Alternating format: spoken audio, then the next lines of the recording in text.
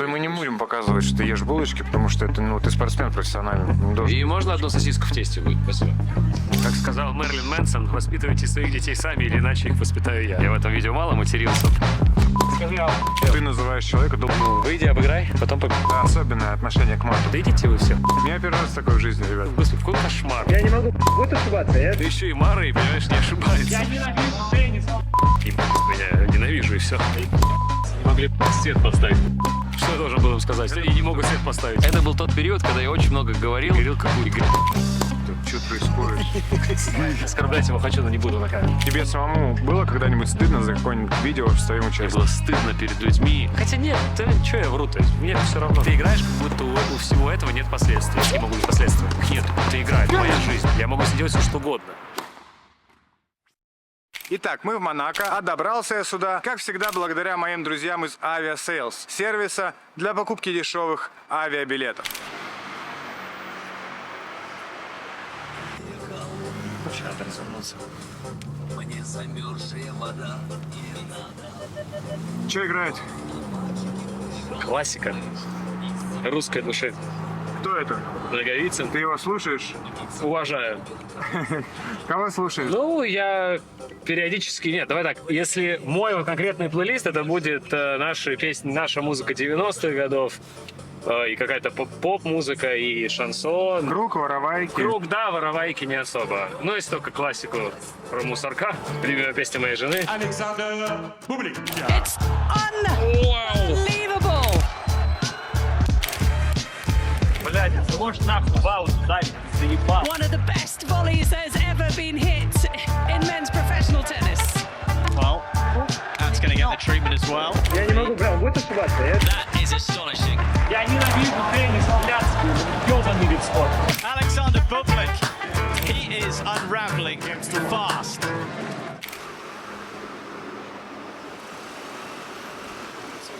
Кто выбирает Монако для жизни и почему? Люди, которые ценят комфорт, люди, которые ценят безопасность. И зачастую это уже люди, которые добились, если не всего, то очень многого в этой жизни в плане финансового. Ты здесь всех знаешь, здесь проживаешь, я здесь живу уже 5 лет почти. Но для прям очень молодого человека, да, допустим, в случае меня, да, 27 лет, бывает скучновато. То есть если здесь вот просто ничего не делать, то есть у меня нет карьеры, да, так скажем, здесь будет достаточно скучновато, потому что здесь все-таки такая пенсионерская жизнь. У вас здесь в целом, вы здесь только тренируетесь и просто ходите там хавать куда-то? Ну, это и есть жизнь, наверное, спорт и отдых. Здесь здоровый образ жизни. Ты здесь ложишься вовремя, здесь все рано встают, потому что здесь все очень рано открывается. То есть, там, если тебе нужно куда-то к врачу, там какие-то такие нюансы, все очень рано, обычно там в 8, в 9 утра.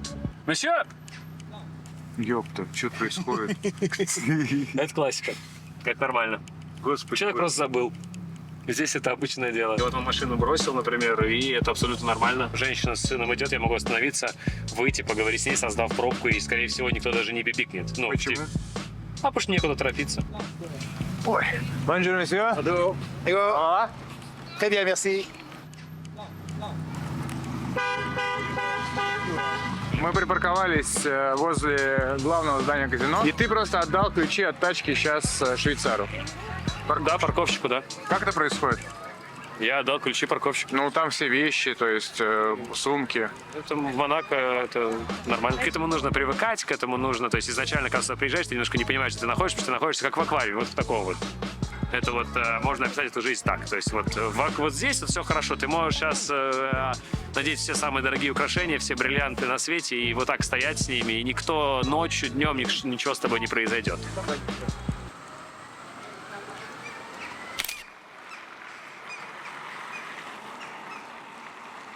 Мы в Гатчине. Это час езды от Петербурга, 40 минут на электричке. Ты здесь родился и провел все свое детство. час, поменьше. Ну не душни, пожалуйста. Я с отеля доехал за 40 минут 40 минут. с центра. Хорошо. Вот здесь вот я гулял. Это был двор, в котором мы гуляли. Вот это местная зависаловка была, вот здесь. Да, и вот там гаражи, я не знаю, остались там гаражи. Там мужики, у них была мойка, и они мыли машины, а мы им песочек подкидывали на машины. Когда один раз за нами побежали, мы сиганули в кусты, и нас не нашли. Они нам сказали: сучары, мы вас догоним, а мы спрятались, и я вот там вот сидел в этих кустах, я помню это, потому что, ну, мне было, может, лет 8-9, но я адреналин впервые в жизни получил. Вот здесь стоял этот аварийный дом, там у меня жил товарищ, мы с ним вместе карточек Человека-паука Человека-паука собирали. Что за карточки? Ну, эти, знаешь, как карточки футболистов, карточки баскетболистов были карточки Человека-паука. Там всех нужно было собрать. Да, их героев. было 365 штук, у меня есть вся коллекция. Это моя гордость, которую я обещал подарить на завершение карьеры Манфилсу. Потому что он огромный фанат Марвел. А вообще в детстве здесь приходилось драться? В моей жизни была одна стрелка. Я на нее идти не хотел, но я понял, что по понятиям надо идти тогда, и пошел. Стрелка моя проходила вот в той арке. Слушай, ну такой закуток прям чтобы похлестаться прям. Ну да, до хлестания не дошло, что хорошо.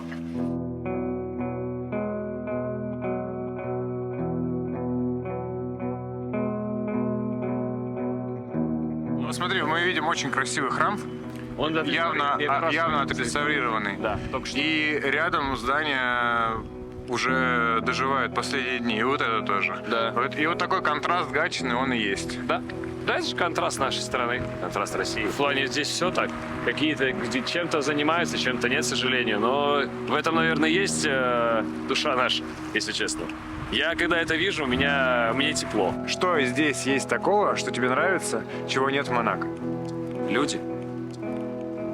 Это Люди, душа русская. Я не знаю, вот я тебе честно говорю, мы когда уехали, мы всю жизнь, ну, как-то в наши головы, наверное, с самого детства забивалось, что вот уехать куда-то туда, там хорошо. Да, Монако прекрасно, конкретно в Монако. Мне очень нравится, да, и это место тоже для меня особенное, так у меня там родился сын, да, но в другом месте, наверное, помимо России, я нигде бы жить не смог. То есть, наверное, я не знаю, что должно произойти, чтобы я переехал жить куда-то, кроме Монако, из России.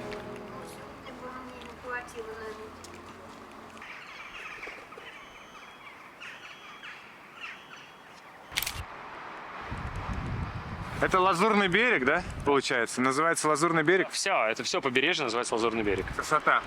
Да. Или глаз ко всему привыкает, уже не очень нравится? Я в море ни разу не купался за 4 года. Ты живешь в очень красивом месте, у тебя классная карьера, и при этом ты позволяешь себе фразу Я ненавижу теннис, блядский, ебаный вид спорта. Это было давно сказано в сердцах. Молодым мной, получается, больше 4 лет уже, 5 лет будет. Ну и потом это повторялось пару раз, но я за это извинился перед теннисом. как? Сказал себе, что в себя приди. Ты берешь свои слова обратно вообще.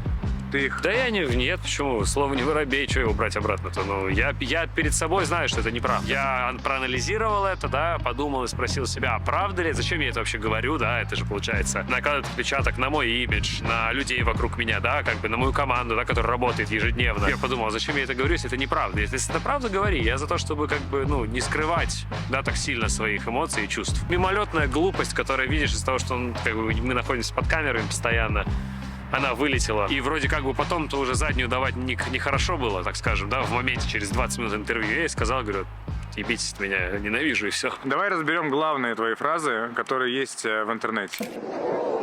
Я не могу, бля, он будет ошибаться, нет? Я ебал собак, блядь, дырявых. 15 all. Строили, блядь. Ублюдки, блядь. Он будет ошибаться, нет? Нет, ну пошел он нахуй тогда. Это переход с грунта на траву и отсутствие, понимаешь, отдыха. Не, это кошмар, это пиздец. Ну что сделать? Так сложилось, меня перекрыло, да, там я нервничал, потому что я не успел отдохнуть, с грунта на траву переходил. Еще и Мара, и, понимаешь, не ошибается. И себе под нос про собак сказал. Господи, какой кошмар. И корты, потому что корты кривые были, и собаки, и ублюдки, и все, короче, все одновременно. Ебаные пидорасы не могли, блядь, свет поставить, хуесосы, блядь. Ну, факт. Что я должен был им сказать? Что они не могут свет поставить. Я играл тогда еще без линз, я еще не знал, что у меня проблемы со зрением были. Ну как, у меня оно садилось. Мне действительно было темно. Но это был факт, ладно, там ничего такого не сказал. Я сказал, что свет они не могли поставить, и оскорбил их, ну, в принципе, задело. Какие-то сильные слова для меня, я их говорю, и все. И мне это, то есть последствия есть, а мне хорошо уже, потому что я уже выговорился. Те слова, которые вот вылезают в эти тяжелые моменты на корте, зачастую те слова, которые я говорю на ежедневной основе. То есть это как слова, знаешь, вот они вылетают. Пиздешь, обычно. У тебя в Инстаграме больше, чем у Андрея Рублева, который намного выше тебя в рейтинге. Именно твое поведение, порой там эксцентричная или творческая какая-то игра, сделала тебя тем, кем ты сейчас являешься. Это хорошая сторона твоего поведения? Какая плохая? Она плохая, но только в том случае, если ты считаешь ее плохой. Я взрослый человек. Ну кто, что мне может по большому счету, ну хорошо. Последствия это если мама расстроилась. Если ты жену обидел, я помню, я там ругался, она может меня поддерживала, а я там что-то себе под нос бурчал, и она встала. Когда я ракетки ломал, когда я 3 подряд сломал, на видео даже видно, я начинаю их ломать. Там стадион, там сколько там, 20 тысяч, может, 10-15 тысяч в Монпелье. Они начинают все гудеть, я продолжаю ломать, и я потом поворачиваюсь, а ее уже нет. Я уже проиграл, начал 6-0 на тайбрейке был, но сам факт, игра куда-то ушла, она говорит, я вот типа так распереживалась, что вот мне так некомфортно стало, что мало свистывают. Как бы, а мне до фени даже. Что такого вот в спорте происходит, что вот это все вылазит наружу? В чем спорт отличается от всего остального? А в спорте ты не защищен, ты там один. Понимаешь, ты там один сам с собой. Там ты не скроешься. Страшно, когда это каждую неделю. Вот если я себя вел бы так, как вот мы те моменты, которые обсуждали постоянно, ну это можно было бы записываться. У нас есть Кащенко в Ленинградской области, это там психбольница. Вот туда можно было бы уезжать через пару лет. Когда это раз в год, 2 раза в год, господи, слава богу, что это так, что я не коплю все это в себе, и в жизни мне не нужно искать способы, да, там, выплеснуть это. Я вспоминал, я не мог. Вот где мы видим такое, еще как в теннисе, когда люди ломают ракетки об пол, атрибутику свою, инвентарь спортивный просто рушили. Такие прям, знаешь, нервные срывы. Вот именно в теннисе их очень много в туре. Потому что вы к спорту, вы к теннису так относитесь, и потому что теннис так вам преподнесен. Когда футболист совершенно спокойно может разбежаться и пнуть по мячу со всей силы, угодить фаната там, и ничего ему не будет. Он может, его там задел соперник или что-то ему сказал, он может ему разбежаться и со всей силы прямой ногой ударить, попасть, получить красную карточку, отсидеть 3 матча, сколько таких случаев было, и его ничего не беспокоит. Ты можешь выплескивать свои эмоции. В баскетболе тоже, сколько мы видели, вот особенно там Йокич, да, я слежу за баскетболом, постоянно, ему кто-то что-то сказал, он подошел плечом, как дал. А у нас, как бы, у тебя нет вариантов, у тебя есть ракетка, ты можешь ее сломать, это выплеск эмоций. Ты можешь заорать. Кто-то орет, там психологи рекомендуют, да, там, выкрикивать, там, длинный звук какой-то. Кто-то, как я, да, в тяжелейший момент начинает ругаться. Но ты не можешь. То есть судья мудак.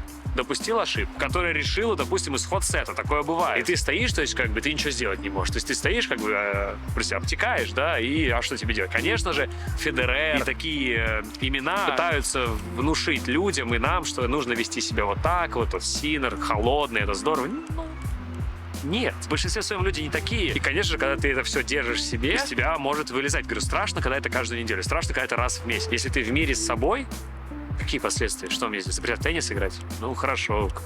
Окей, и что? Какие последствия?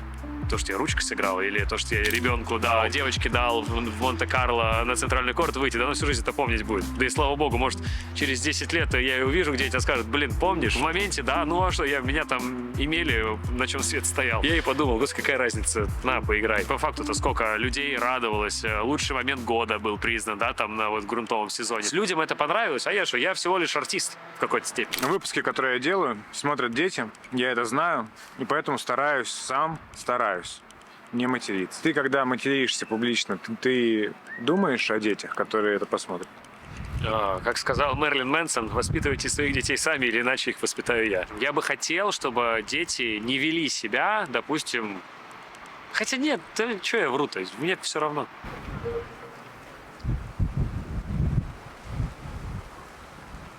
Ребята, в этом выпуске не будет рекламы, и он выходит только благодаря поддержке от наших зрителей, то есть вас, за что вам огромное спасибо. И я, к сожалению, должен повторить, что сегодня наша деятельность невозможна без вашей поддержки. Поэтому, если вам нравится наша работа, в описании к этому видео вы найдете ссылки на Boosty, Patreon или Telegram. Это места, где вы можете нас поддержать финансово и отправить какой-то небольшой донат. Говорить все это неприятно, сложно, но как-то так. Вот сегодня вот так. Надеюсь, мы продержимся. Огромное спасибо всем, кто уже это сделал.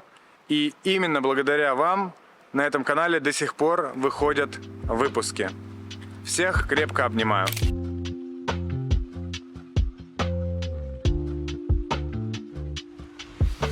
Подходим к первому корту Александра Бублика, ребята. В Гатчине.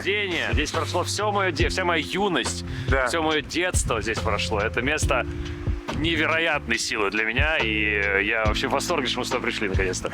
Да, ребята, здесь начинал карьеру лучший теннисист Казахстана, первая ракетка Казахстана Александр Бублик. Здесь у моих родителей было кафе, когда я был маленький, и все мои фотографии с детства, они вот в этом вот кафе. Здесь было бесплатно тебе. По-моему, да, если хорошо себя веду. Здравствуйте. Здравствуйте. Мы погуляем, у вас спортсмен просто, я здесь вырос. Какая Наташа? Моя мама. А где вы будете снимать чего-то? Ну не, мы не на бассейн, мы на корт теннис. А вы что, сами просто по себе? Да. Про меня. Про него. Вы не знаете, кто это? Нет. Да и не надо. Таня, там дети занимаются. Их снимать нельзя, Никаким, мы не понимаете? будем снимать детей. Всё равно- Нет, да. Давайте с кем нужно поговорить, скажите. Ну, начальство пока на обеде, подождите начальство, хорошо? Да. У меня первый раз такое в жизни, ребят. Пришли, ребят, в спортивную школу, где Саша начинал. Его никто не помнит, его никто не знает. Снимать нельзя. Руками все эти корты делались. Любители тенниса. Там мы жарили шашлыки всегда. Вот там вот моя мама загорала. Здесь я тренировался, здесь алкаши и наркоманы. Каждый может себе по интересам выбрать в целом Очень локацию. здесь еще качки одновременно. Вот этот гараж делал мой отец с мужиками. Там раздевалка. До сих пор 100% она утепленная. И вот здесь, по идее, вот здесь в стене должна висеть моя первая сломанная ракетка. Я думаю, что ее никто никуда не делал, она там как артефакт висит. На этих кортах со скольки до скольки лет ты играл? Ну, с рождения летом, получается, до, наверное, лет 12-13. Ну и потом поигрывал уже, как бы, когда был здесь. Я же все равно часто приезжал сюда. Как ты себя помнишь, когда тебе вообще понравился теннис? Во сколько лет и за что? Слушай, мне кажется, сразу. Исторические артефакты позволяют посмотреть на меня и бегающего с ракеткой, говорящего, что я буду играть в теннис. Буква «Р» мне не выговаривалась, поэтому я говорил так. Мне было года 3, наверное, уже, но мне нравилось. То есть я любил это, я бежал сюда. То есть как бы и сюда, и в зал, который нас не пустили. Вот здесь. Эта стенка, я на ней оттачивал мастерство в детстве. Сколько раз ты хотел бросить теннис? Искренне бросить? Ни разу. Так? Заебался? Много раз. Понимаешь, самое главное во всем этом изменились локации, изменилось количество людей, которые меня знают, а суть не изменилась вообще. То есть я выйду сюда с тем же удовольствием, с которым я вчера выходил на 6-тысячный стадион, 10-тысячный стадион, забитый и скандирующий мое имя. Не ненавидишь. Я ненавижу некоторые аспекты этой игры. Большое количество переездов, отсутствие...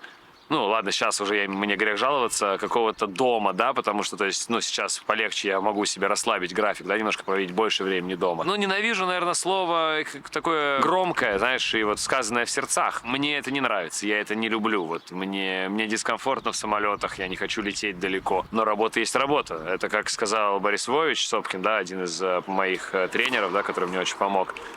Любитель играет тогда, когда он хочет, а профессионал играет всегда.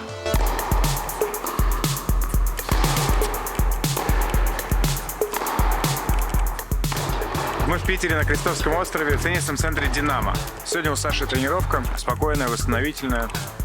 И интересно, что проводит он ее просто с молодым парнем.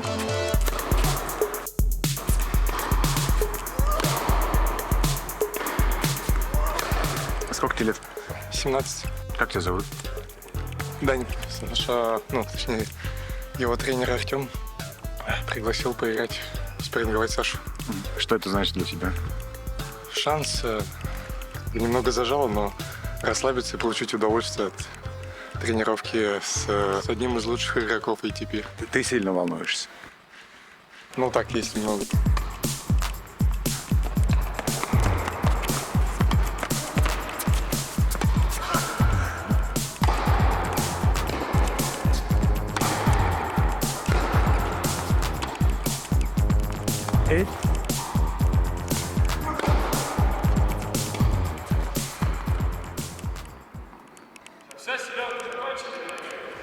Твой спарринг-партнер сегодня просто молодой.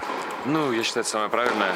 Подтягивать молодых как можно больше. Я стараюсь всегда, ну, насколько возможно, подтягивать наших местных петербуржцев или любых других юниоров, там до 18-20 лет, у которых есть еще какой-то шанс на развитие. Которых, вот, даже тренер сказал, что он там нервничает, ты его снимаешь, а по большому счету, как бы он старается, у него не получается, но хотя бы, может быть, пара таких тренировок, пара-тройка таких тренировок, он, может, хоть что-то поймет, и у него, может, что-то получится. Но он сказал, что его очень сильно зажало. Что это значит? Руки не работают, ноги не работают, и у него стресс. Потому что он никогда, наверняка в жизни не играл под камерой, и, может быть, там второй или третий в жизни играет со мной.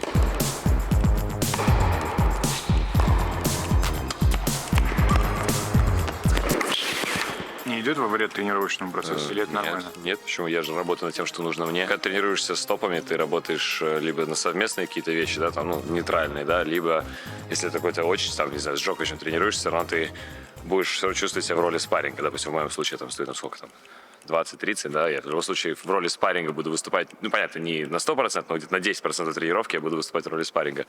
А здесь ты можешь отрабатывать то, что нужно тебе.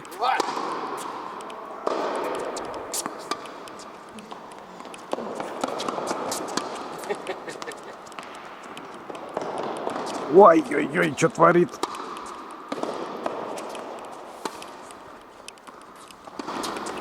Это самое неприятное, когда ты знаешь, что ты проиграешь розыгрыш, даже если будешь бегать.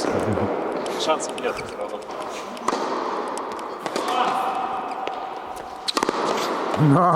Вот это злой какой. Так, ребята, у Саши есть для вас подарочки. Приготовил комплект формы Кубка Дэвиса, потому что обычная форма вы можете купить в магазине. Такой формы нет ни у кого, кроме меня. Это OG форма со старыми нашивками и в старом стиле Armani. То есть это одна из первых коллекций, которая была сделана Armani для Кубка Дэвиса. Также комплект напульсников, они другого цвета, но я в них играл, потому что они подходили ближе всего. Повязка. В этой я играл конкретно, потому что похожий цвет. Ну и ракетка. Это новая модель. Это ракетка на мой следующий сезон. Я играл в Париже. Полностью сделанная под меня. Надеюсь, кому-нибудь понравится. Может быть, напишем от Саши на удачу, может, что-нибудь такое. Давай. Весь этот став мы разыграем, как обычно, в Телеграме. Условия конкурса будут тоже там. Разница между молодыми теннисистами здесь и в Европе. Конкретно здесь, в Петербурге, уровня, к сожалению, нету. Это большая проблема. Там, конечно же, все-таки ребята в 15-16 лет уже работают. Видно, что работают правильно. Одно дело просто тренироваться, другое дело тренироваться правильно. И там, ребята тренируются правильно. А здесь, скорее всего, они просто бьют по мячу, потому что я часто интересуюсь о количестве тренировок. И меня называют огромные цифры, да, огромное количество часов. Выхлопа нет. Ну, то есть, да, ты смотришь, и ты не понимаешь, он вообще тренируется или нет. С чем ты связываешь это? Связываю это с отсутствием квалифицированных тренеров, с наличием теннисных родителей. Просто теннис стал менее популярным среди родителей этих детей. И, соответственно, дети перестали много играть. То есть их мало. Вот мы даже сидим здесь, да, и здесь нету юниоров, да, как бы так скажем. Здесь есть либо дети, либо любители. Это очень странно просто звучит, потому что теннис в России — это один из титульных видов спорта. Мы всегда были супер представлены, всегда было куча игроков, и девчонок, и пацанов. И как будто это успех на профессиональном уровне, он должен толкать любительский и детский спорт. Но в России этого не происходит. Я не знаю, не буду говорить про Россию, я буду говорить про Петербург, потому что я не знаю, что происходит в других городах, я знаю, что происходит здесь. Огромное количество теннисных клубов и отсутствие одной сильной базы. Какой-то центр притяжения. Да, в городе колоссальное количество кортов. Соответственно, все дети тренируются там, где удобно, поближе к дому. И, соответственно, в этих клубах нету квалифицированных тренеров.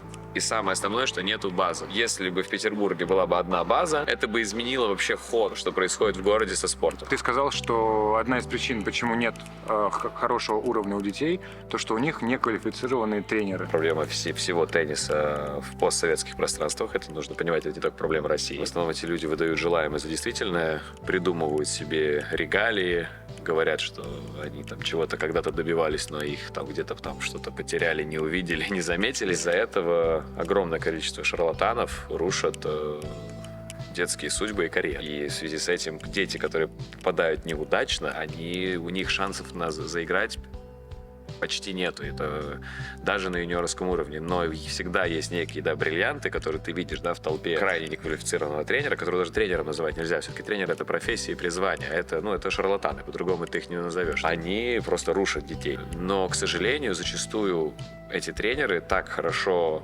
обрабатывают и детей, и родителей, что родители смотрят на все это и восхищаются, и говорят: вот мой ребенок там самый прекрасный, самый лучший. И действительно это так. Они действительно умудряются настолько залезть в голову к родителям, что родители не видят перед своим носом, что из их ребенка, будет слово, уродуют, наверное, так даже скажу. Потому что за этим смотреть больно, но это факт. Объясни для людей, кто не понимает, о чем идет речь, что скрывается под словом «уродуют», например. Это когда ты делаешь заведомо неправильные действия на корте, технические. Тактические мы не берем, это дети. Ты делаешь технические аспекты выполняются некорректно. То есть это приведет в будущем к травмам, это приведет в будущем к отсутствию развития, потому что все должно развиваться поэтапно, да, как и ребенок. Он развивается, он растет, у него растут конечности, у него меняется все в голове, в теле. И все это должно коррелировать одновременно с процессом развития технического аспекта, как ребенка как человека и техники тенниса, да, и в голову нужно класть ребенку правильные вещи. А когда тренер преследует только одну цель — заработать денег, а как это сделать? Это нужно дать быстрый результат. Вот этот ребенок хороший. И он начинает этому ребенку давать максимальную возможность выигрывать матчи здесь и сейчас. То есть потому что он, допустим, чуть повыше, чуть посильнее, более развитый, чем другие типа сверстники. И тренер на этом играет и говорит: ну вот смотрите, ваш ребенок же выигрывает, я даю результат. Он выиграет в 13 лет, он, может быть, выиграет в 14 лет. А потом у него начинаются травмы, у него начинаются проблемы. Родители разводят руками: да как так, он же вот он только что в 13 лет выиграл там все, что только можно. России, чемпионаты мира, не дай бог, да, там. И потом ребенок понимает, что ему некуда развиваться, потому что в каком-то возрасте некоторые вещи закладываются в определенном возрасте. Как обезопасить, как помочь родителям, у кого дети находятся в лапах вот этих тренеров? Что нужно сделать и как понять, что твой ребенок не у того тренера находится? Вам нужно обязательно следить за своим ребенком, вам нужно поговорить со своим ребенком и банально уделить ему время. Я думаю, что очень быстро вы все поймете, если вы придете на пару-тройку тренировок, просто поговорите со своим ребенком. Я думаю, что он вам все расскажет, и если вас не устраивает данное поведение от тренеров, то вам просто нужно поменять тренера. Огромное количество людей, которые называют себя тренерами, и просто поменяйте и найдите того, который вас будет устраивать, и самое главное — устраивать вашего ребенка, потому что все-таки не вы играете, а он.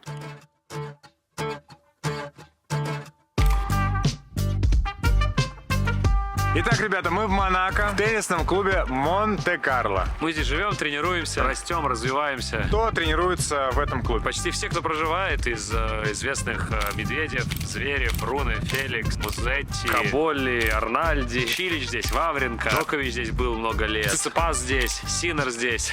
Почему практически все топовые теннисисты выбирают этот клуб? Выбирают эту страну, это доступность логистическая к любой точке в Европе, да, так как огромное количество турниров мы играем в Европе.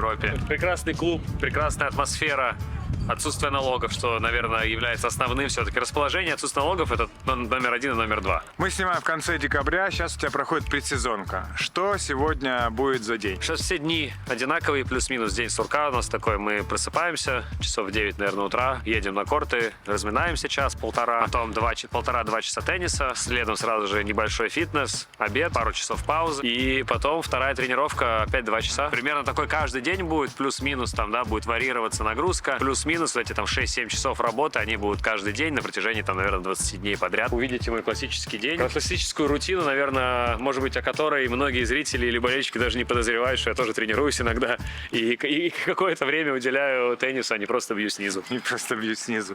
Ну, многие люди думают, что я понял, проснулся, бля, снизу дал, бля, пошел, разъебал 500-ку, выиграл, бля. И они же действительно так думают.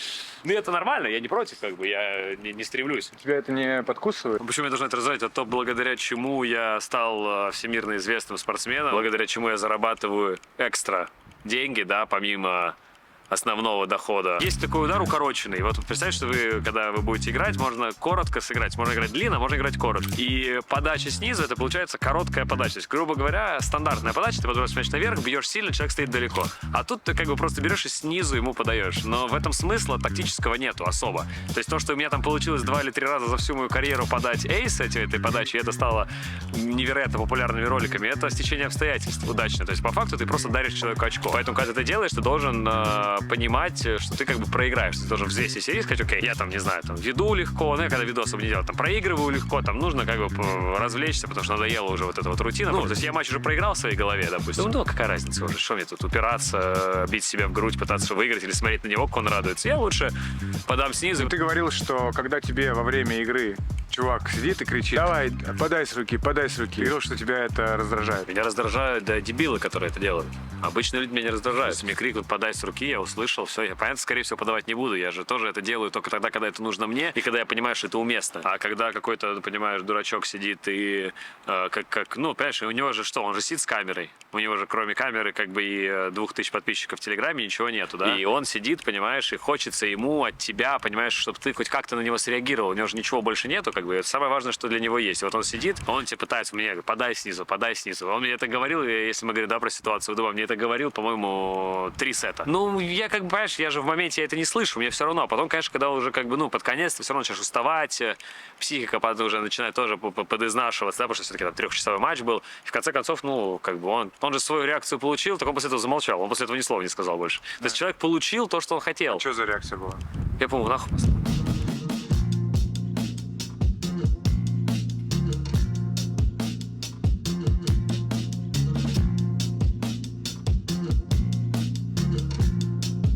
Закончилась разминка, начинается первая тренировка на кортах. Как она выглядит, что сегодня будет происходить? Будем играть в теннис. Скажи, что ты сегодня с профессиональным игроком, который выше тебя в рейтинге. У нас же есть... Ну ты расскажи. Да я не знаю, какой про них. А я что знаю, что ли? Ты такие вопросы Давай, хорошо, своими словами. Что, сегодня тренируемся с... Я не знаю, что ты меня сбил, блядь. Вы начинаете день сегодня со спаррингом с Лоренцо Музетти, который сейчас 17-й в рейтинге. Часто такие тренировки? Достаточно часто, когда мы готовимся к сезону, потому что здесь большое количество игроков.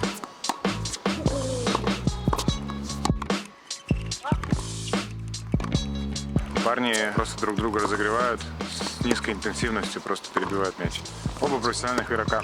Мало того, на соседнем корте еще один наш любимчик, ребят. Даня Медведев. Вот эти пацаны европейцы типа Лоренцо, они больше или меньше тебя тренируются по времени? Наверное, во время подготовки плюс-минус одинаково. Наверное, во время сезона все-таки побольше.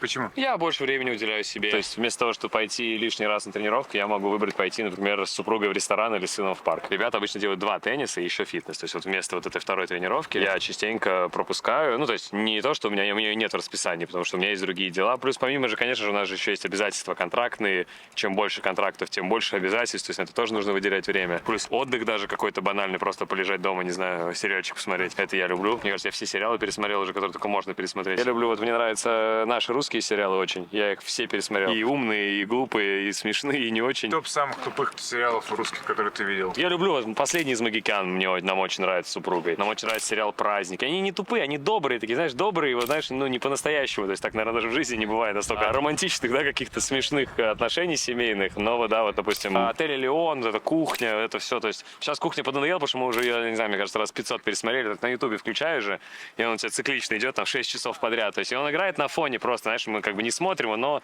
как бы вот, наверное, 3 сериала, которые вот на постоянной основе у нас в доме играют. И сыграли с центра в начале 10 минут, потом кросс минут 5, 7, 10, и сейчас будем левый кросс играть. Разминаем все элементы максимально глубоко, у нас много времени. На турнирах такого времени нету, поэтому разминаем все как можно интенсивнее и начнем потихоньку играть. Я, если честно, ни хера не понял вообще. Здорово. Так, поставим на широком шаге и проходи. Good one.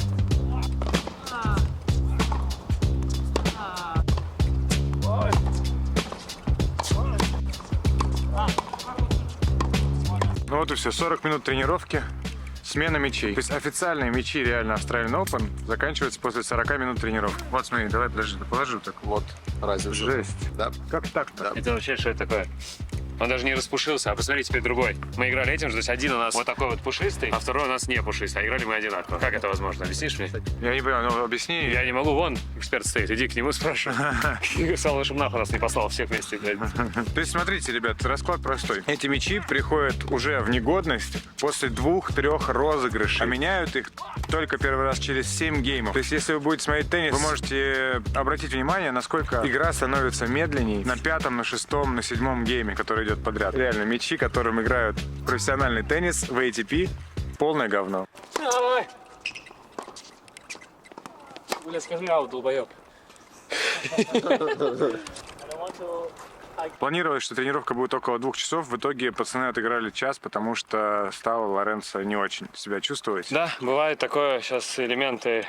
Все по-разному тренируются, все по-разному нагружаются, у каждого свой нагрузочный график, да, так скажем. И, видимо, чуть-чуть, может, вчера он там перетренировался, и сегодня чувствует себя не очень, поэтому самый лучший вариант закончить, потому что все равно мы все равно все коллеги, мы все равно друг друга уважаем, поэтому в этом нет ничего такого. Это и с моей стороны было, и со стороны разного уровня соперников. Но ничего, мы продолжаем тренировку. Сейчас братика в форму приведу. Зарплату же, когда платишь, иногда хочется зарплату возвращать обратно, которую заплатил близкому. Да. Поэтому есть способы возвращения зарплаты, либо его удвоения зарплаты. Такое тоже бывает. Сейчас будем играть в игры, в которых я нахожусь в кошмарном кошмарно несправедливой ситуации. Я буду с одного угла бежать в другой. Он будет стоять, грубо говоря, в упор к сетке.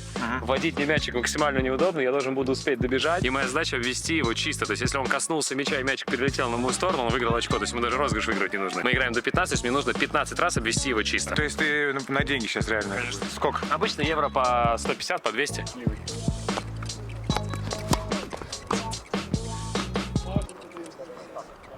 Оскорблять его хочу, но не буду на камеру.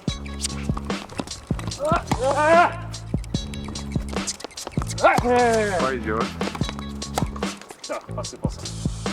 Сдался. Нет, не сдался, но посыпался. Сучка. 15-11. Изи мани. Как говорится, да, добавка к зарплате. Хорош, красава. Небольшая. Я за тебя болел лучше. А если вы сыграете вот матч, какой счет будет? Нет, там шансов нету. 16-16. Шансов нет. Гейм не выиграть невозможно. То есть даже Гейм выиграть невозможно. даже человек, который был профессионалом, то есть он не считается любителем, то есть он не может играть, если есть любитель-профессионал турнир. И чем медленнее покрытие, тем сложнее выиграть гейм. Неожиданно появляется футбольный мяч на тренировке. И сейчас будет какое-то упражнение, что, футбольное, что ли? Уже теннисная тренировка подошла к концу и уже переходит более такая физическая подготовка. Поехали. Да, готовы? Аланзы? Поехали.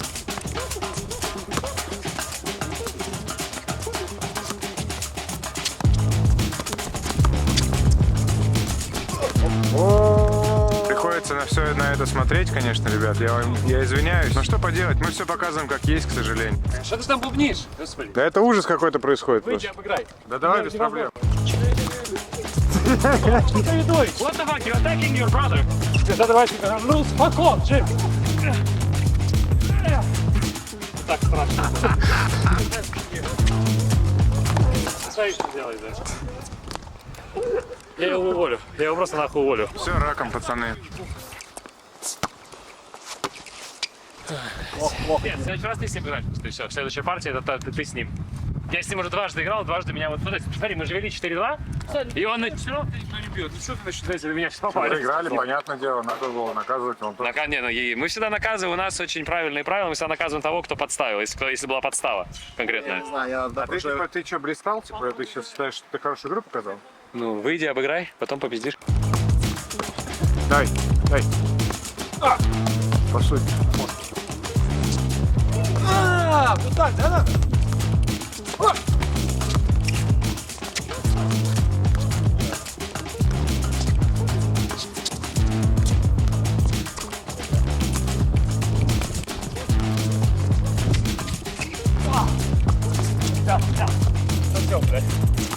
Дальше.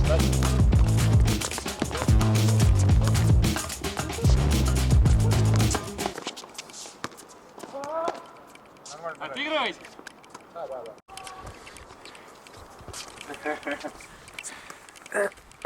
Как говорится, приехали спортсмены, сказали, что выиграют, все умеют, в итоге, блядь, пиздец. Так обстоят.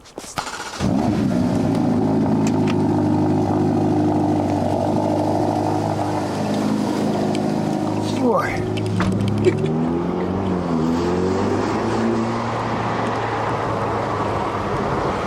Сильно баловаться. Да ты поддай хоть немножко-то. Ну, здесь школа. Куда? Я и так тебе подал уже, я и так балуюсь, понимаешь? Это Феррари? Это Феррари. Ты должен был сказать, нет, это Бентли. Господи. Как с молодыми вообще, как вот...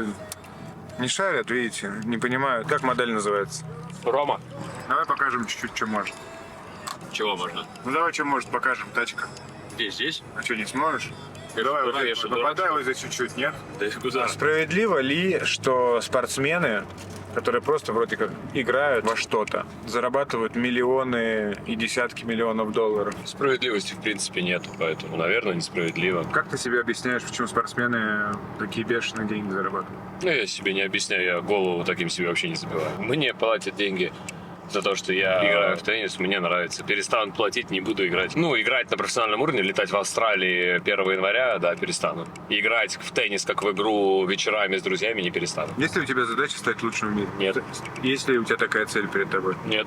Какая у тебя вообще спортивная цель? Отыграть, ну, смотри, я отыграл сейчас, я отыграл 6 сезонов топ-100. Вот если мне сейчас 27 лет, я еще отыграю таких 8-10 сезонов в этом же диапазоне рейтинга. Это максимум, что я могу от себя просить, и повернувшись назад, я скажу, что я сделал все. Для многих людей, для болельщиков, кто любит теннис, спортсмены профессиональные, они представляются полноценными, счастливыми людьми, потому что они там играют в теннис, который для остальных людей мечта. Видя то, что происходит в этих раздевалках, ты можешь сказать, что эти все спортсмены, не все, а хотя бы большинство, это какие-то полноценные, счастливые люди?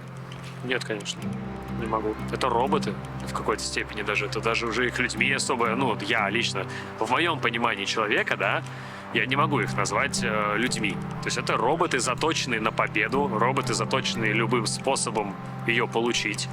Роботы, которые свой организм, свое тело используют как способ достижения цели. Неважно, какие будут последствия у этого. И я с ними вынужден соприкасаться и конкурировать еще. Я должен еще их и пытаюсь их обыгрывать время от времени. И, конечно же, для меня это не люди. Ты сказал, что тебе, к сожалению, приходится с ними пересекаться. То есть тебе эти люди, они не нравятся. Мне просто с ними тяжело, мне с ними не о чем поговорить. В принципе, на обычные человеческие темы, да, потому что у них просто на это нет времени. Я понимаю, когда у тебя цель выиграть большой шлем, у меня нет времени с тобой общаться. Не то чтобы времени нет, но то есть звучит так, будто им просто нет до этого дела. У них есть только спортивные задачи. Ну, я тебе говорю, нет времени даже вот сейчас с тобой бы ведь все это делать, потому что у меня график. Я должен уже был поесть, я должен был уже поспать, я не знаю, power-nap, 2-й фитнес, 4-я тренировка. И все это не месяц, как это делаю я, прости, пожалуйста, последние 10 лет. И как бы они, наверное, поэтому и великие, потому что они ставят на кон себя ради достижений. Но ты их не понимаешь. Нет. Мы были с тобой и в Гатчине, и в Монако. Где ты себя лучше чувствуешь? По-разному, но если бы я выбирал бы вот одно место и жить на всю жизнь, это был бы Петербург. Мне там комфортнее, я понимаю культуру, я понимаю людей. Все-таки там жизнь настоящая. Он не состоит только из очень богатых людей, там нету выдуманных каких-то, знаешь, ну, вот таких вот реалий, да, которые даже, ну, как бы здесь классно, да, потому что, грубо говоря, ты добился. Растить детей в этих реалиях я не считаю правильным, потому что все-таки нужно прививать цену деньгам. Работать нужно, понимаешь, деньги нужно зарабатывать. А здесь, понимаешь, это все очень быстро теряется, когда... Ну, здесь оторванные от реальности дети вырастут, к сожалению. Хотелось бы, да, чтобы он изучал русский язык, чтобы он говорил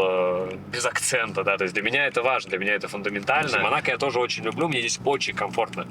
Но здесь есть вот нюансы, которые, как бы, все-таки я вырос в Гатчине, да, я вырос в семье людей, которые зарабатывали деньги, да, зарабатывали их трудом. То, что мне сейчас, да, там жизнь подарила возможность зарабатывать миллионы долларов, играя в теннис, да, это нужно за это благодарить, но это же не, понимаешь, правило, да, это скорее исключение из миллионов или десятков миллионов людей. И я хочу своему ребенку в первую очередь это, понимаешь, показать и объяснить, чтобы все-таки человек вырос нормально, то есть чтобы вырастить человека, вот так по-простому, чтобы просто вырастить человека.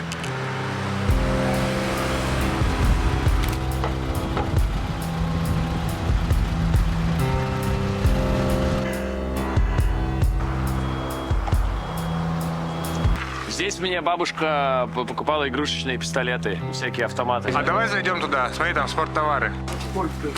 Это отлично. Да?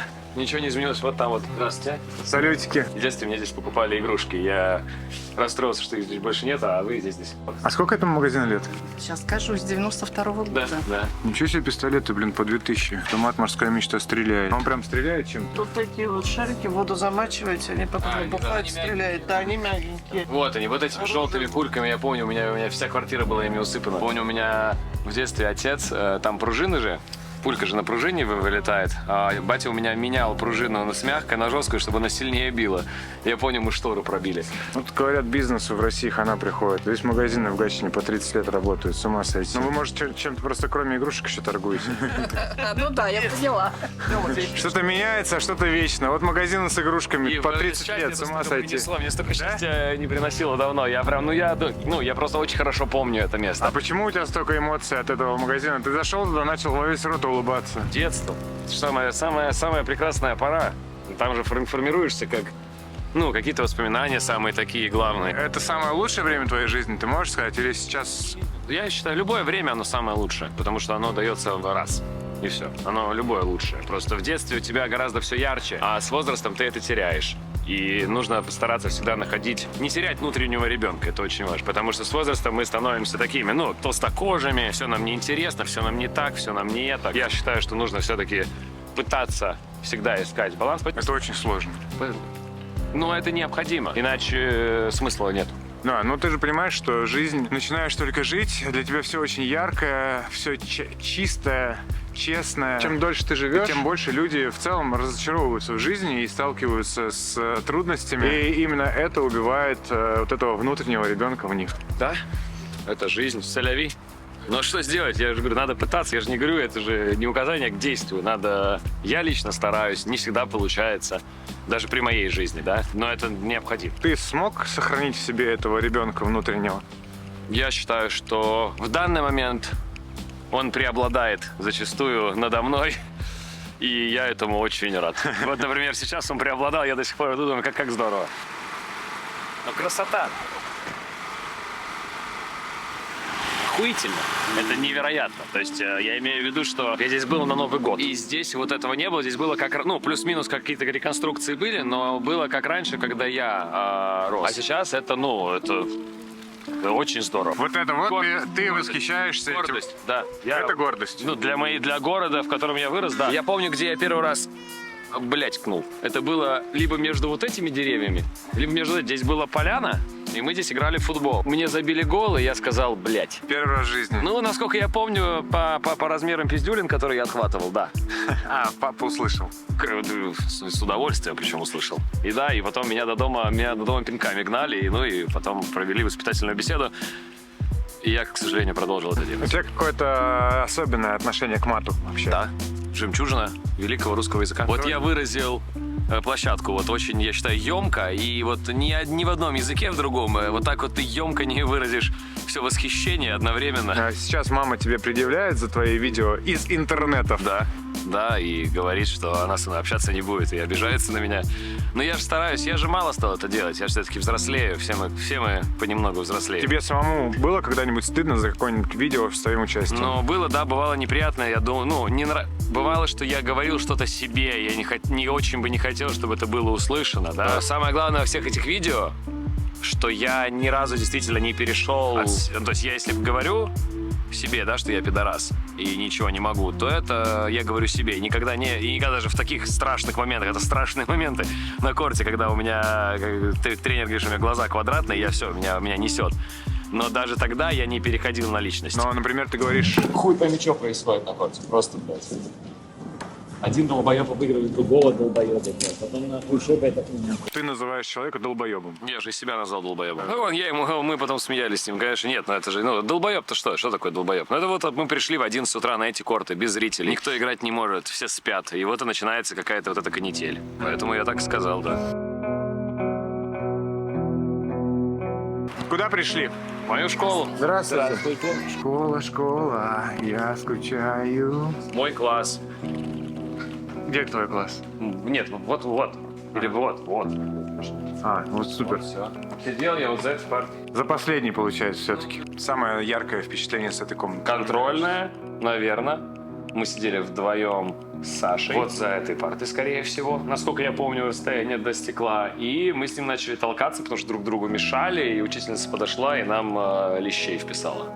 То есть ударил прям? Ну, как-то так, что-то там. Первая эмоция, которую ты вспомнил, она связана с тем, как тебя ударил учитель. Интересно. А это ты как считаешь, это правильно? Должен ли учитель себе позволять бить ребенка по голове, даже если это не сильно? Слушай, нет, сложно сказать позволяет, но просто, наверное, тогда в моменте это было, я же говорю, бодряще, я запомнил. После этого я себя вел нормально уже на контроле. Поэтому, слушай, да нет, даже не удар, слушай, удар это накал. Ты считаешь, это нормально? В контексте тогда, да, наверное, может быть, может я вел себя, может я ей что-то сказал, я откуда знаю, может она мне сказала, здесь все нормально, и я ей сказал, замолчи. Я же не могу вспомнить. Да, просто это интересная тема вообще, это же тоже часть нашей культуры только. То есть у нас, здесь, давай так скажем, в странах СНГ это очень позволяют, в школах и учителей зачастую бьют там и учеников.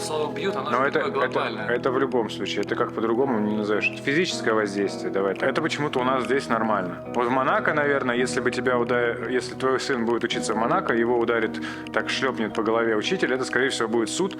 И В Монако, если я его шлепну по голове, это будет суд. И я не считаю это правильно. Не только в Монако. Слушай, Монако отдельное графство, в которое свои законы. Поэтому про Монако сложно сказать, что будет. В Европе. Да, давай, в Европе, да, если я своего ребенка ударю, то со мной будет суд. И я считаю, что это неправильно. У нас был случай, ну как, давай так, не у нас, там, у каких-то знакомых, да, что накричала там публично на ребенка, и там потом чуть ли там ребенка не в детдом забрали.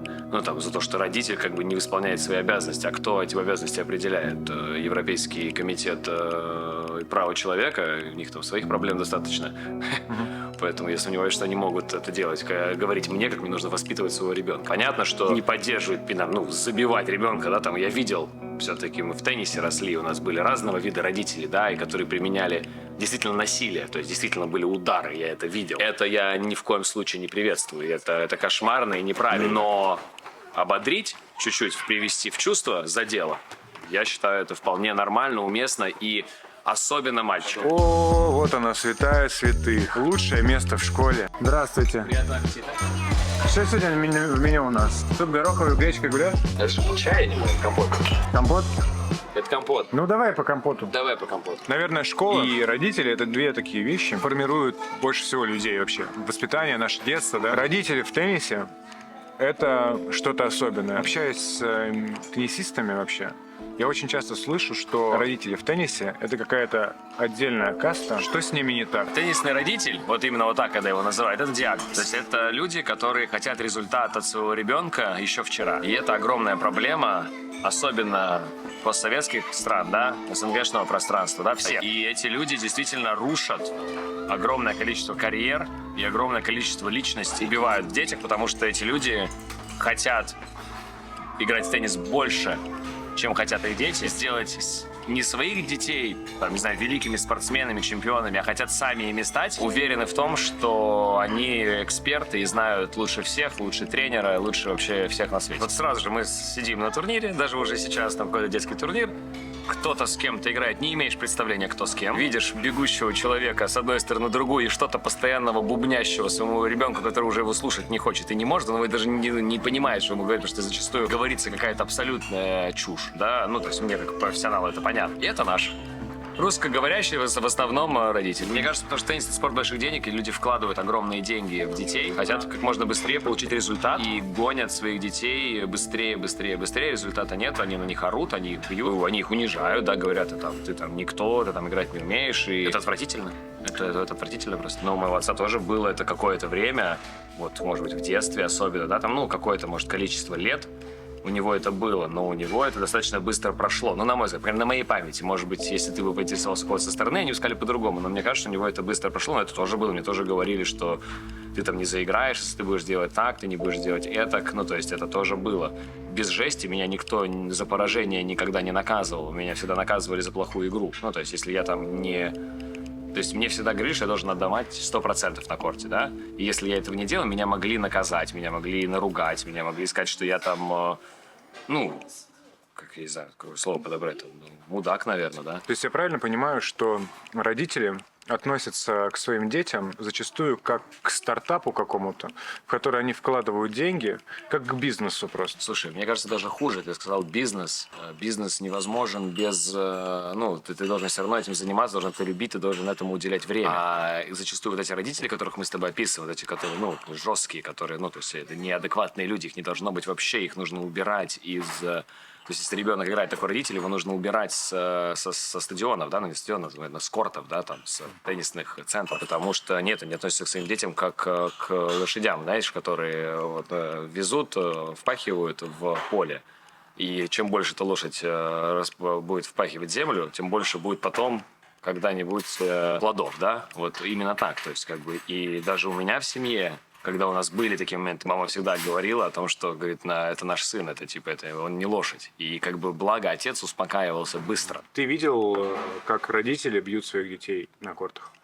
Я видел, как ребенка цепляли к машине, и он бежал за ней, кругами наворачивал вокруг.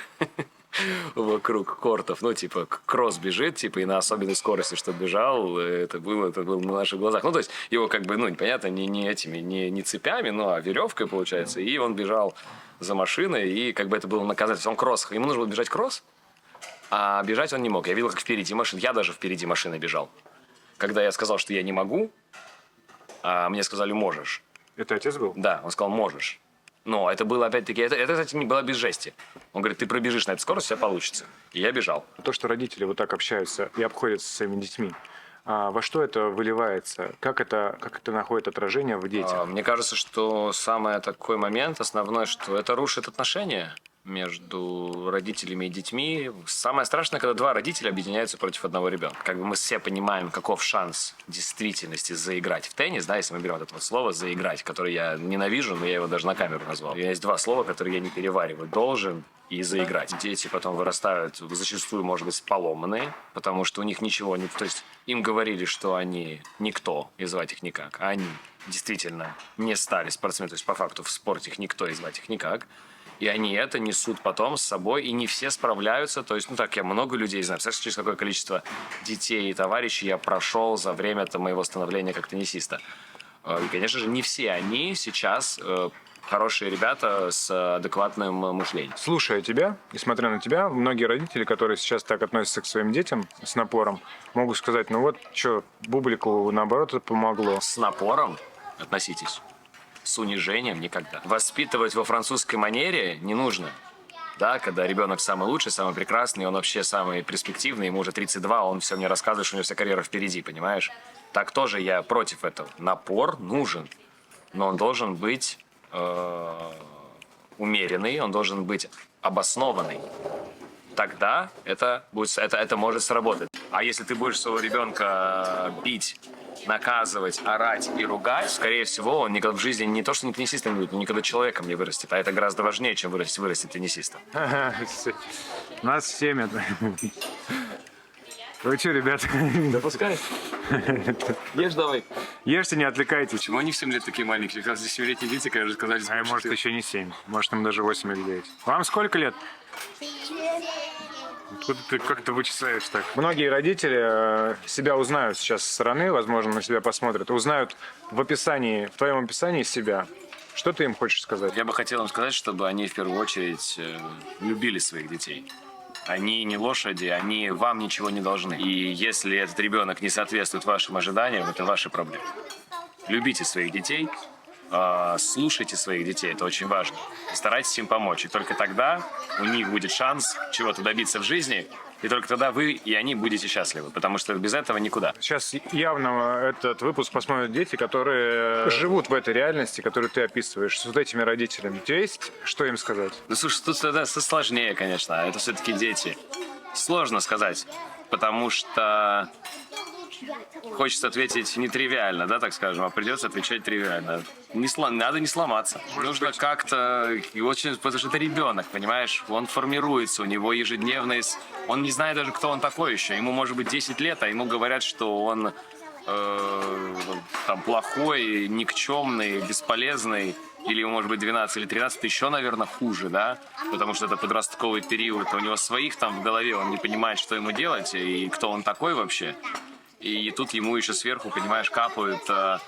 И поэтому начинаются проблемы потом на корте, да? И начинаются ситуации, когда дети потом бросают все это дело. Но многие дети даже не говорят родителям, что их не устраивает. Они просто приходят домой и ревут в подушку у себя в комнате.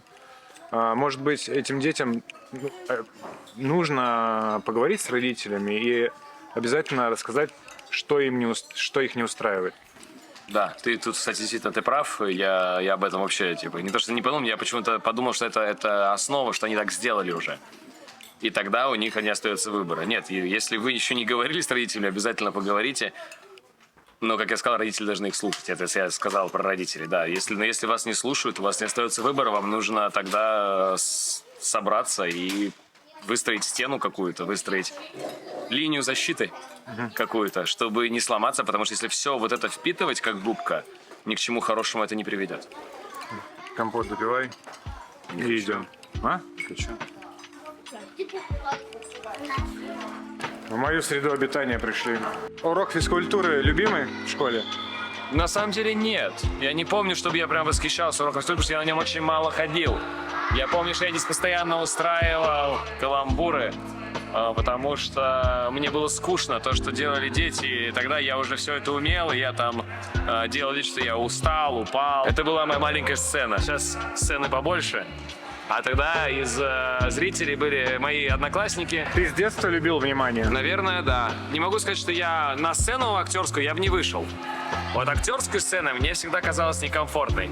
А вот спортивный зал, корт, мне всегда казался хорошим местом для творчества. Ты это пронес через всю жизнь. Я надеюсь еще продолжать это проносить.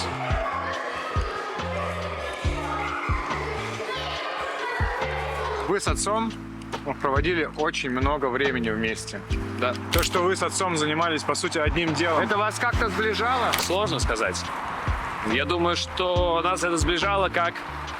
Понятно, в детстве да, потому что я совсем был маленький. Во взрослом возрасте уже нет. Это наоборот наши отношения убивало как отца и ребенка, потому что невозможно, как бы мы все не хотели, и теннисные родители, да и даже у меня сейчас тренер-друг, да, все равно личные взаимоотношения не могут находиться в одном месте с профессиональным спортом. Ваша профессиональная деятельность нашла в ущерб личным. Наша профессиональная деятельность разрушила наши отношения, в принципе, потому что ничего не осталось, к сожалению, между отцом и сыном. К большому сожалению, ничего не осталось. Не отец и сын, а это был тренер и ученик. А от отца и сына с каждым годом становилось все меньше, меньше и меньше. В каких вы сейчас отношениях? В таких, что я не считаю нужным о них рассказывать. Когда начиналась твоя теннисная карьера, вы с отцом были очень близки и проводили огромное количество времени. И когда ты сейчас, ты профессиональный теннисист мирового уровня, но с отцом ты не общаешься. Наши отношения закончились в тот момент, когда мы перестали быть тренером и учеником. Это был 2019 год, конец. Начало 2020 года. Тебе грустно от этого? Не могу сказать, что мне грустно, но я считаю, что важнее было сохранить отношения тогда, но сейчас просто это уже невозможно. Знаешь, я не помню, кто это сказал, что кто-то из умных людей, наверное, что дети — это гости, которые пришли к нам, и они рано или поздно от нас уйдут. И это нужно понимать, это тяжело, да, как бы так осознать, когда вот он растет, потому что мы же для них, ну, для ребенка, да, для моего, прошло 2 года, да, сыну моему. Вот будет ему там 12, 13, 14, 15 лет, для него это миг, то есть он даже еще не начал жить, а для нас это вся жизнь. И это нужно понимать.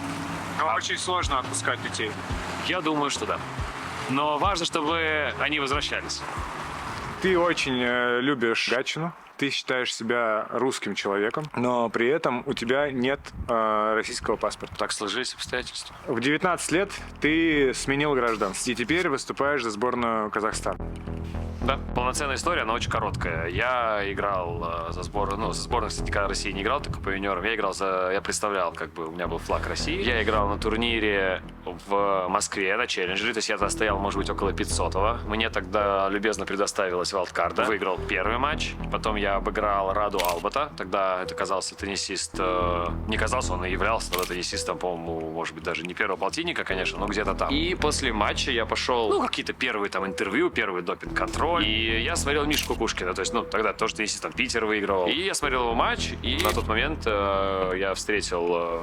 То есть его бокс, да, там сидела его супруга тогдашняя. И мне Настя говорит, так звали бывшую жену Кукушкина, как у тебя, мол, с финансированием? Я говорю, слушай, да особо никак, помогают как-то, да, там какие-то деньги выделяются, но, конечно же, это не те деньги, не в тех масштабах. То есть я говорю, мы говорим там про сотни тысяч долларов, которые нужны, выделялось не меньше. Она говорит, а хотел бы ты поиграть за Казахстан? Я говорю, слушай, да, наверное, не знаю. Ну, я как бы так ответил, да. Я отыгрываю четвертьфинал, проигрываю матч. В втором центре иду, мне звонок. Здравствуйте, такой-то, такой-то. Мы слышали, что вы изъявили желание. Да, как бы мне было бы, это интересно. Говорит, нам тоже. Ну и, в общем, все, начались переговорный процесс. Все, мы договорились. Быстро, четко, так скажем, то есть очень организованно. Контракт, документы. флаг. Мне не хватало масштабов, то есть я понимал, сколько стоит год там теннисиста, да, который, я думаю, что того уровня теннисиста 150-250 тысяч долларов в год — это минимальное требование. А сколько поступало? Честно, денег не поступало в плане вот кэшем, да, назовем их, наличных денег мне не поступало. Оплачивали какие-то билеты там-сям куда-то на большой шлем, на юниорский, на какой-то турнир. Вайлдкарды предоставляли время от времени. У Федерации тенниса России не хватает денег на всех талантливых ребят, и некоторые из них вынуждены менять гражданство на гражданство стран, у которых эти деньги есть. Я думаю, у которых эти деньги есть на данных спортсменов. На первых наших лиц в любом спорте деньги есть. Но смотри, Рыбакина стоит выше всех сейчас. Сейчас. Да, то есть она, получается, самая талантливая была, ну точно самый топ-талант в России. Но на нее денег тоже не хватило. Не разглядели. Вот, очень правильно ты сказал, да. А Казахстан разглядел. И они это делают не в первый раз. Понятное дело, что Лена — это первый пример такого колоссального успеха, да. То есть я как бы не чемпион большого шлема, да. То есть я достаточно успешный теннисист, достаточно известный, но Лена — это как бы... Лена — это награда, наверное, за все то, что Казахстан сделал для нас, для всех. И им это вернулось вот таким вот, понимаете... Ну, то есть, и это ее не последний шлем. Почему так получается, что суперталантливые ребята, такие как ты, такие как Лена, меняют гражданство? Потому что для них нет денег, на них нет финансов в России. Наверное, потому что ты правильно сказал, не разглядели, были не нужны. Да, давал бы я деньги кому, 7-му или 8-му, в тех объемах, которых нужны. Потому что деньги нужны всем в равной степени, каждому игроку.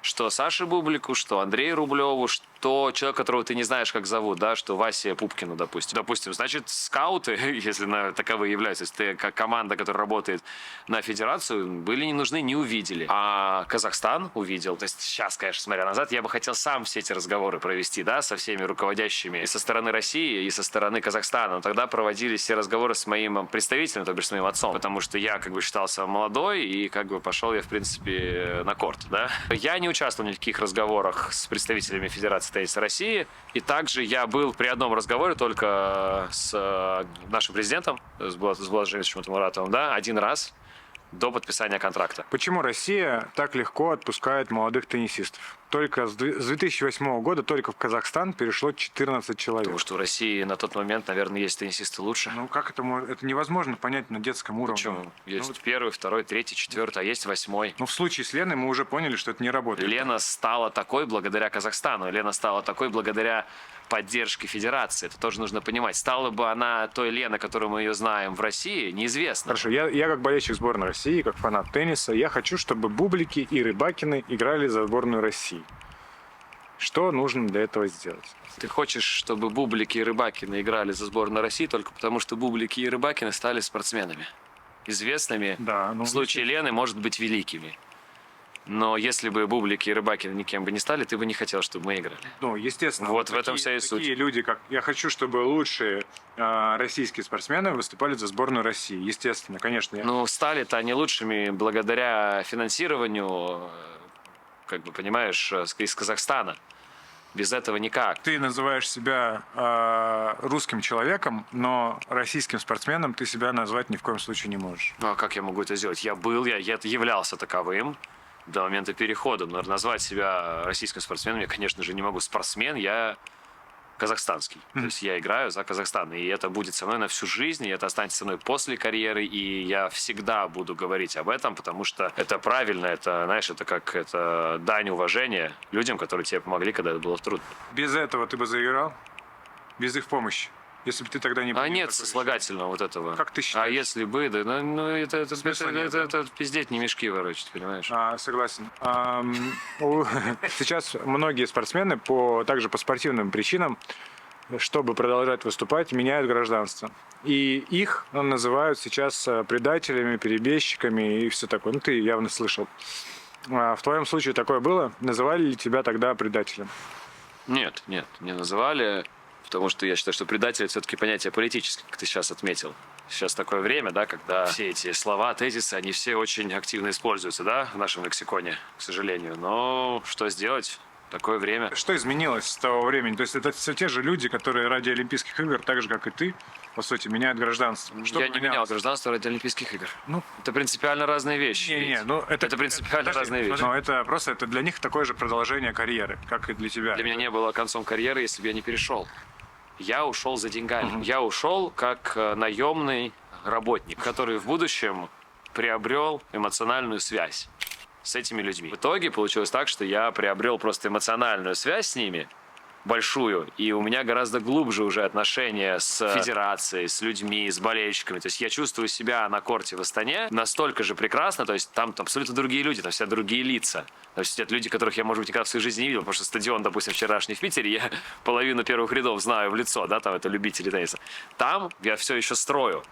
Но та стройка, то есть так можно назвать, настолько же важна мне, как и здесь. Я очень этому рад, честно тебе говорю, что у меня действительно появился второй теннисный дом. И как бы для меня это, конечно же, уже не просто игры за Кубок Дэвиса, и не просто игра на Олимпиаде, да, при том, что я к Олимпиаде отношусь очень так спокойно и никогда не ставил ее в ранг величайших турниров, да, на моем мнении, но когда в этом году я в одиночке проиграл, я попал сразу на Фрица, проиграл, и в паре мы сразу вылетели, я действительно, то есть вот та фраза, которую мне, как они сказали, как болельщики думают, положили в рот, да, что я сказал, что я хотел извиниться за то, что мы не выиграли ни одного матча. Это действительно было мое ощущение, и я был разбит, и то есть какое-то время, там, ну, может, день-два, просто для меня это много, я обычно не переживаю. Я действительно переживал и думал, блин, господи, ну, хотя бы матч. То есть потому что я знаю, что там, в Казахстане, люди сидят у телевизоров и ночами смотрят мои игры. И то же самое произошло вот на Кубке Дэвиса. То есть у нас было два таких кошмарных для страны спортивных мероприятия. Да, это Олимпиада наша и Кубок Дэвиса. Да, и это было, ну то есть, ну почти до... Вот когда я уходил с корта на Дэвисе, почти до слез. Я еле как бы все, я уже, то есть у меня... пленка перед глазами была, потому что я видел этих там 5000-ный стадион, и я проигрываю разгромно, непонятно. На тот момент, если сейчас оказался неплохой спортсмен, он очень хорошо отыграл, он там выиграл много челленджеров, по-моему. Тогда как бы это был какой-то мальчик 22-летний, который никогда в жизни там не был в топ-200, даже не то, что в топ-100, и меня сносят. То есть я стараюсь, я лучше не могу, а меня сносят, и, конечно же, вот этот момент был удар очень сильный, и я чувствовал, то есть я вышел туда потом, к людям. Один. Я вышел туда и говорю, мужики, так сложилось. То есть, и я знаю, что они меня поймут. Я чувствую ответственность за людей. За страну. Я знаю, что помимо 5000-го стадиона вся страна смотрела на федеральном канале, как мы играли. И все, ну, понимаешь, там у нас в команде сейчас все новенькие, там никто никого особо не знает. И все смотрели на то, как я, лидер команды, 20-й на тот момент в мире, непонятно кому, проиграл, причем разгромно. Мы проиграли, когда проиграл я. Вот так. И я это понял. То есть, когда я смотрю в глаза своим сокомандникам, я понимаю, что мы сейчас, что, ну все, то есть, и трибуны тихие, и уже вроде как бы Шевченко заведенный хочет, да, то есть, это его первый матч, он хочет вернуть, ну, как бы, показать, что его не зря взяли. Но я сижу, я уже понимаю, что, как бы, к сожалению, это все. Потом тяжелейший разговор, огромные командные передряги, кто будет играть пару. Все, конечно, в шоке. Понятно, что должен идти я. Мы выходим на пару и проигрываем ее. Опять-таки при полном стадионе. И, конечно же, после этого, то есть, ну, я не из номера не хотел выходить, я не хотел идти, я не хотел видеть, мне было стыдно. Мне было стыдно перед людьми, что вот так сложилось. Так еще против кого? Как бы дело-то в том, что проиграли бы мы французам, да и черт бы с ними, с этими французами. А мы проиграли датчанам без руны, то есть, как бы, и еще и так 0-3. То есть, поэтому, конечно, это, наверное, одна из тяжелейших, наверное, 2-3 дня в моей жизни. В Корее. Наверное, даже в жизни.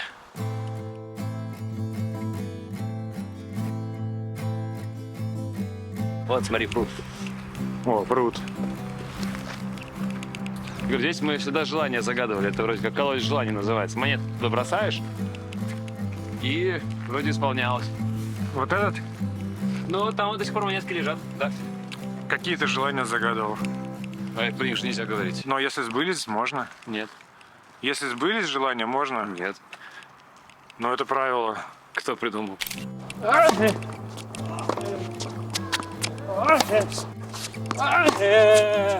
Тебе как игроку это не надо? Что? чтобы из тебя выжимали? Нет, конечно. Я в первую очередь человек, а потом я уже игрок. Я не машина, я не лошадь, я человек. Хочу — играю, не хочу — не играю. К людям относятся как к товару, как к игру, к ломовой лошади, которая по полю сена спахивает, а люди получают от этого самые различного вида привилегии, денежные вознаграждения, регалии, статусы и все остальное. А игрок потом ты или там спортсмен, ты на него стоишь, на него смотреть больно, понимаешь? Это сломленные, несчастные люди с огромным количеством медалей, результатов, но сломленные и несчастные. А у меня лучше будет 5 кубков, но зато каких, понимаешь, и с каким наслаждением. То есть нету ничего лучше, чем номер один. Я не считаю это правильным, и как бы для меня это бред. Теннис — это что? Теннис — это игра. Люди об этом забывают. Для меня это игра, для меня это времяпрепровождение. То есть для меня это способ зарабатывания денег, детская мечта и шоу. Это игра без последствий. Вот это мне кто-то это сказал, и мне сказали: ты играешь, как будто у всего этого нет последствий. А я говорю: какие могут быть последствия? Их нет. Это игра, это моя жизнь. Я могу делать все, что угодно. Для меня я тот же самый мальчик, который стоял в 7 лет перед зеркалом в форме Рафа Надаля, да, и мечтал о том, что когда-то я выйду на эти корты. Я тот же мальчик внутри, и когда я это понял, я обрел вот это вот, понимаешь, более-менее спокойствие. Понятно, что бывает тяжело, понятно, что бывают сломанные ракетки. Это тяжелые моменты, но они не омрачают весь тот путь, который я проделал, и все удовольствие от игры.